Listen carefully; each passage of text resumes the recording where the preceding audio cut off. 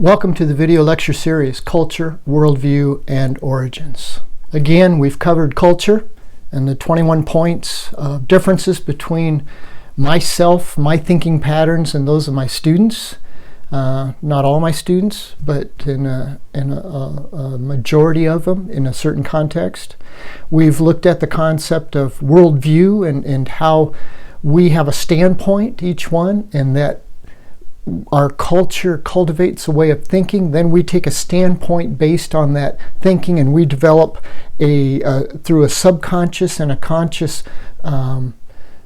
efforts, a certain way of looking at the world, a certain way of viewing it. And now we're taking culture, worldview, and looking at different concepts of origins. We're scientific models of origins, and that's what we're looking at right now. And in this lecture today, we are looking at the last part 6 of building a Western concept of a thinking process and how that models, how that looks like applying it to the question of origins. So it's a scientific model of origin. What we're looking at is the origins of scientific models. What we've finished is with the whole house, and the house has 14 components to it. Actually, it has 15 if you count 0, which is ground zero, which is the bottom.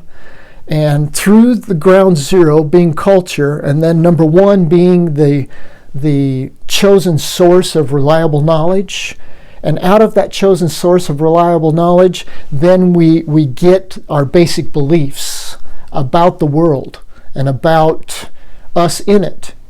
Then out of those basic beliefs, it forms a system of thought, which is a philosophical system.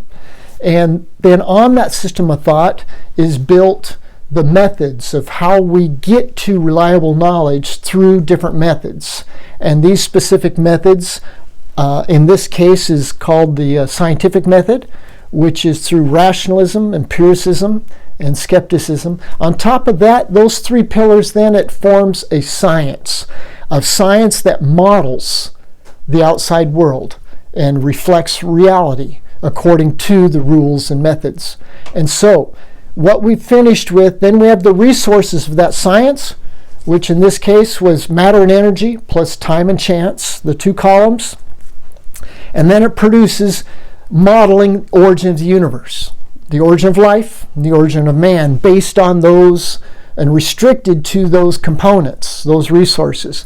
And then based on that, man then assumes that the supernatural does not exist, because he's modeled a science, an origins model, without any reference to the supernatural, without to God. And therefore, this whole thing is a model, and it's faithful to the underpinnings that are under it. And the man concludes that God does not exist. The supernatural does not exist.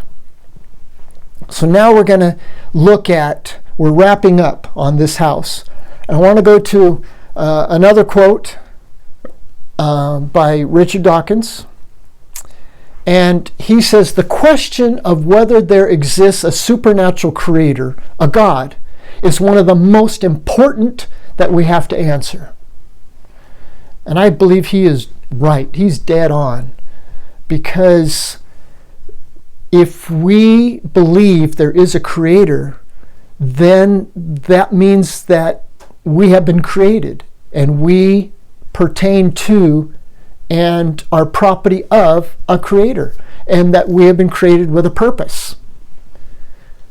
If we say there was no creator, then I was not created, then really my life only has as much purpose as I give it, as much as I can find in the world for it.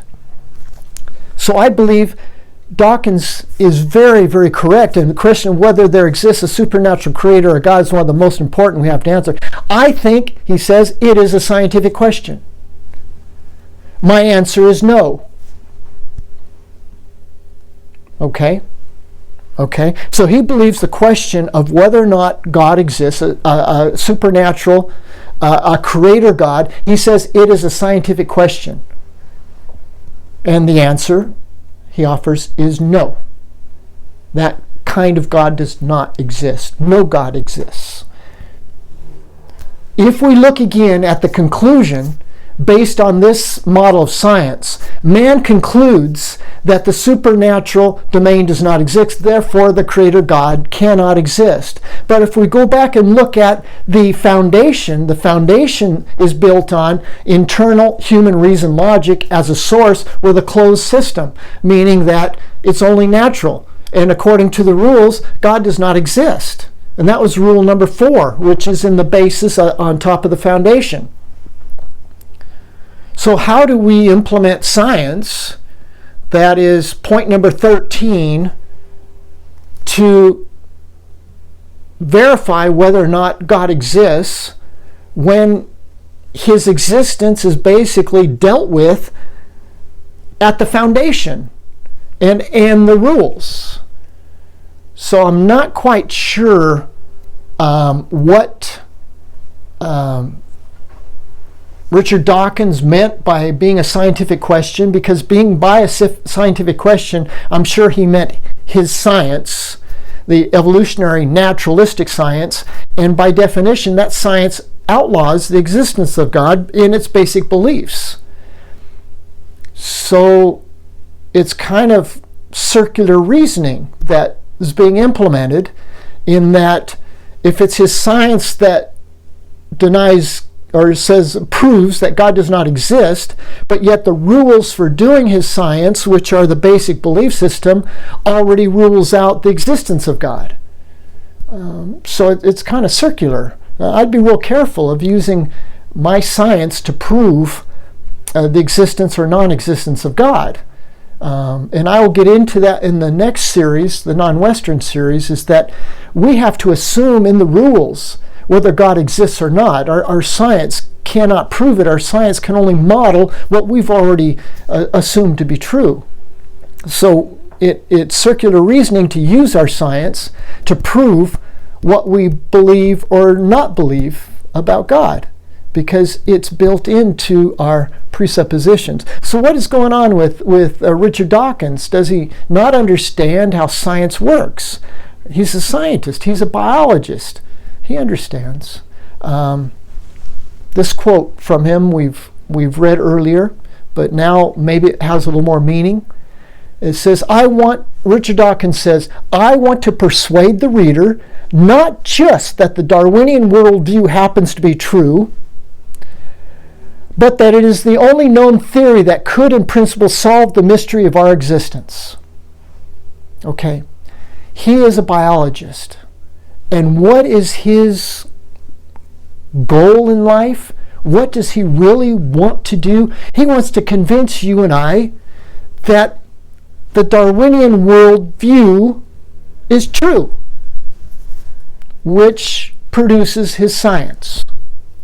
And I assume then that Darwinian worldview probably excludes any mention of God in the basic rules.